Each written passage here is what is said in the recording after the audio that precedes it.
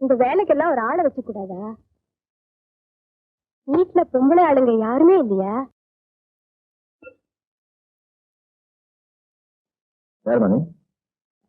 ஆயர் வீட்டுல வேலை பாக்குறேன். சோறு போட்டு மாசம் 15 ரூபா குடுக்குறாங்க. கட்டுப்படி ஆகல. அது நான் என்ன பண்றது? இங்க எதுக்கு வர? ஒரு 10 ரூபா மேல போட்டு 25 கொடுத்தா நான் உங்க வீட்டுல வேலை செய்யறேன். அதான் கேட்டு பாக்கலான்னு வந்தேன். ஒரே செஞ்சுதான்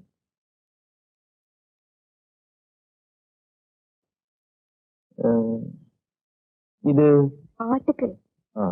நம்ம தோட்டது ஒண்ணும் இல்லையா? இப்ப நான் யாரும் வேலைக்கு வச்சுக்கிறது. ஏன் எப்படி?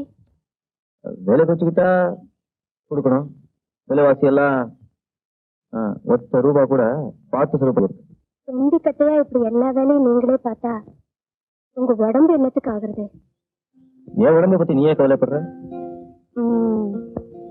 நேத்து மட்டும் நான் கவலைப்படாம விட்டுருந்தா என்ன ஆயிருக்கும்? விடியிற வரைக்கும் ரோட்ல தான் கடந்துருக்கு. என்ன என்ன மறந்து போச்சா? என்ன சொல்ற நீ?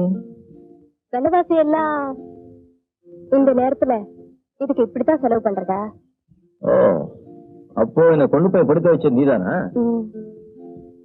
பணத்தெல்லாம் எண்ணி பாத்தீங்களா? சரியா இருந்துச்சு இல்ல?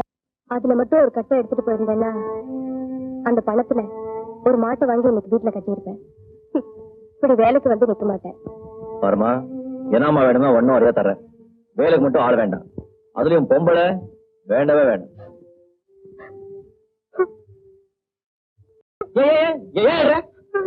போச்சு போறேன். பொம்பளைங்க ஒழுங்கா இருந்தா ஒழிக்க முடியாதுன்னு தெரிஞ்சுக்கிட்டேன். பிடிக்காது. நீ சாயந்தரம் வா, வேலை தரேன். நீங்க வேலை கொடுக்க மாட்டீங்க. நான் வேலை தரேன், எனக்கு தெரியும். சாயந்தரம் வைப்போம். எத்தனை மணிக்கு? ஆமா, பெரிய கலெக்டர் உத்தியோகம். ஒரு 5 மணி வைப்போம். இது இங்கே இருக்கட்டும். ஏன்? உங்க வீட்டு ஆடுங்க. அப்ப நான் வரேன்.